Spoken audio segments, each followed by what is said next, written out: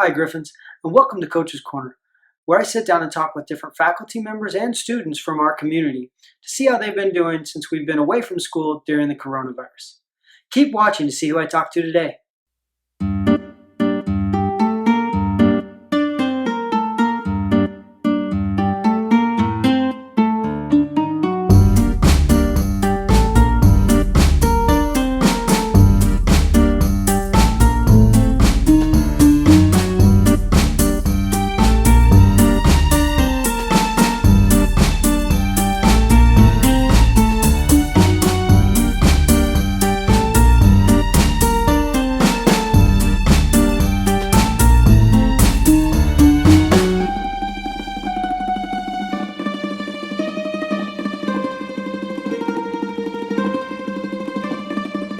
Hi, Griffins. I'm here today with Mr. Smith. Mr. Smith is the Dean of Students for, I think it's the upper school.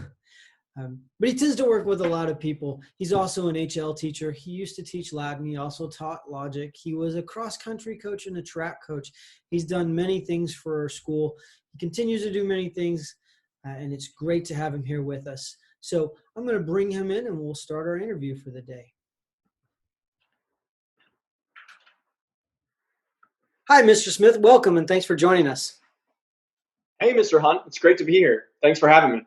Yeah, I mean, it's kind of weird for us, for me not to come into your office and bug you as much as I used to do when we were at school. But here's another way I kind of get to see you. So this is nice.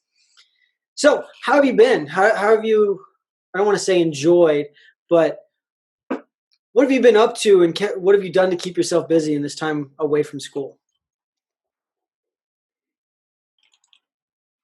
Yeah, it's been a lot of sort of ups and downs. So at the very beginning, I was really excited about the change of pace and just getting to slow things down and spread things out a little bit, and be a little bit more intentional about the way I set up my schedule. But after a couple weeks, that got a little old, and the excitement of the change wasn't as exciting. But it's been really important for me to find different things that I want to practice and do and get good at, and intentionally setting up times throughout the day to do those things, and sort of creating my own new schedule. So things like, I've taken up the piano, which has been really fun. Not for the people I live with, but for me, it's been really fun, and I'm pretty good at it. My roommates might disagree, but I think I'm pretty good. And reading some books that I've never gotten to read. Um, I'm ashamed to say I have never read Lord of the Rings, but I am almost done with the first book now, and I just have to say I get what the hype's about. It's pretty awesome. Um, but yeah, just finding different things that I haven't gotten to do, and um, scheduling them throughout the day. So I'm feeling fulfilled, and yeah. Great. Ms. Britnall, when I spoke with her last or earlier this week, she mentioned schedules and scheduling things when we talked about sloth. So maybe I'd like to kind of pose the same question to you. Uh, what is sloth? Something that I think is the possibility of slothfulness right now is ever more dangerous than it even was when we had the schedule of school. So what is sloth, and what are some things that you think that we, the Griffin community, could do to combat sloth?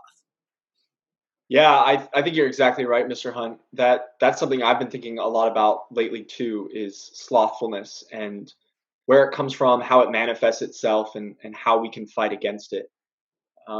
I think sometimes we think that slothfulness manifests itself only in one way. We think of it as being lazy and just lying around on the couch watching TV and sort of just eyes glazed over, and we think that's the way that sloth manifests itself.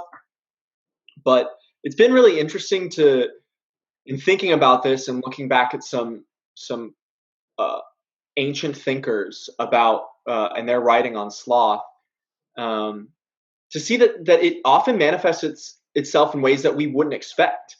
I'm sure either Miss Britnall or Mr. Heisman talked about acedia, and how a lot of the times when we translate the word sloth now in Greek, that would have been acedia, or acedia, if you're taking classical Greek.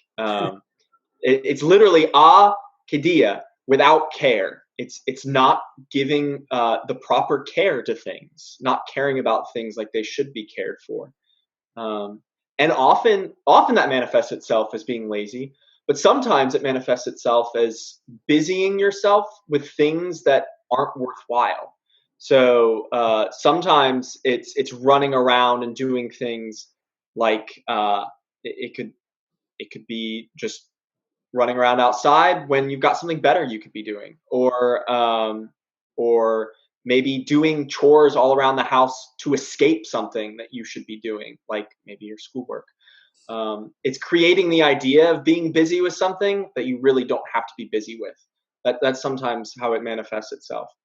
But what I really like is what Thomas Aquinas has to say about acedia. He represents it as a sort of despair or sorrow. It's when we don't delight in the things that are worth delighting in, and we don't find joy in the things that we should find joy in. And then we despair and we find sorrow and we feel sorrow. And then we try to find something to answer that despair, but we're always looking in the wrong place.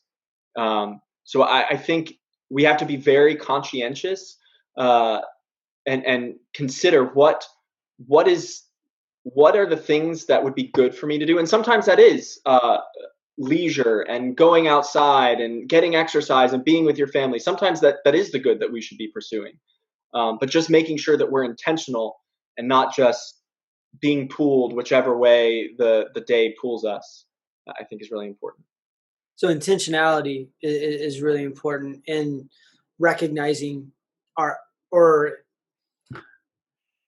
in our actions. So not just escaping something, but intentionally moving towards something. It's really good.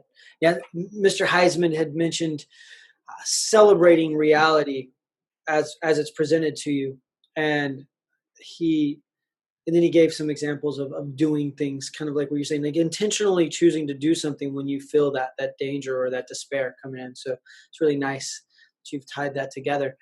Thank you for that.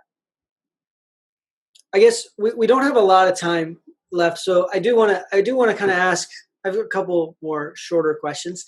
One, what is something that I think that you found joyful or enjoyable to a degree that maybe you wouldn't have expected to enjoy pre or like old normal, but now new normal comes in and oh this isn't so bad or I like this. Do you have anything like that that you're like this is kind of nice?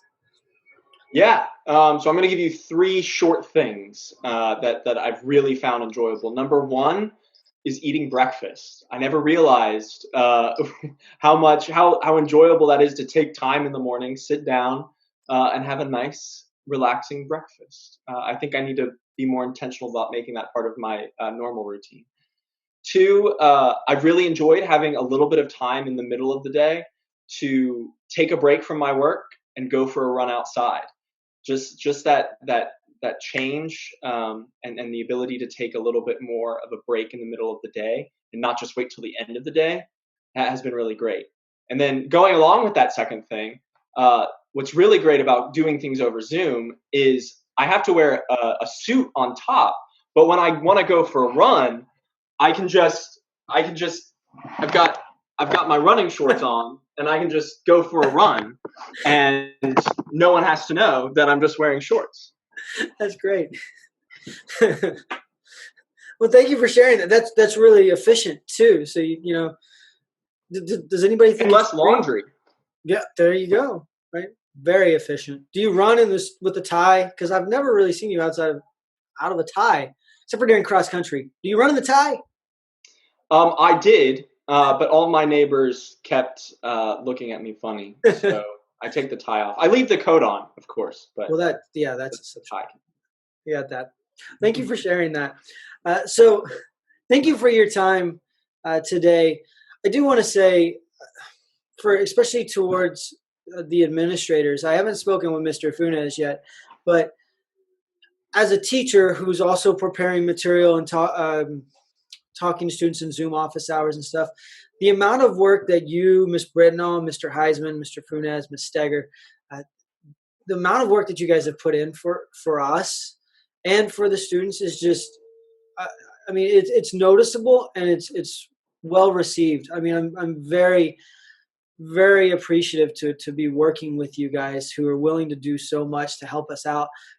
I mean, I've kind of figured out the YouTube thing, but the Google Classroom, Zoom, submitting papers, it's just there's a lot that goes into this, and your love for our students has really shown through the work that you guys have done. And it isn't always noticeable, but it, I think it would be sad if I didn't at least notice the hard work that you guys have put in.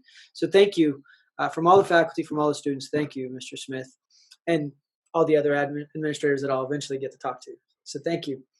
Now, as we go, I just want to leave you. Do you have any parting words for the community as a whole? Anything that you want to leave them with before we say goodbye? Yeah, I want to say it's really become apparent to me how supportive of a community we have in a time like this, and hearing you say thank you, that was very kind, Mr. Hunt. But it's all of us working together, teachers doing so much work, and then parents being really supportive and very communicative and reaching out when they have questions or concerns, and that's just made everything so much better.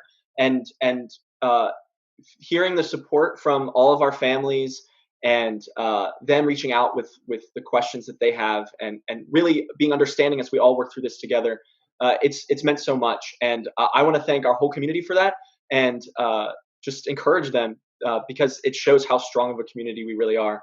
um, I miss everyone, and I really cannot wait to see you all again in the fall. Yeah.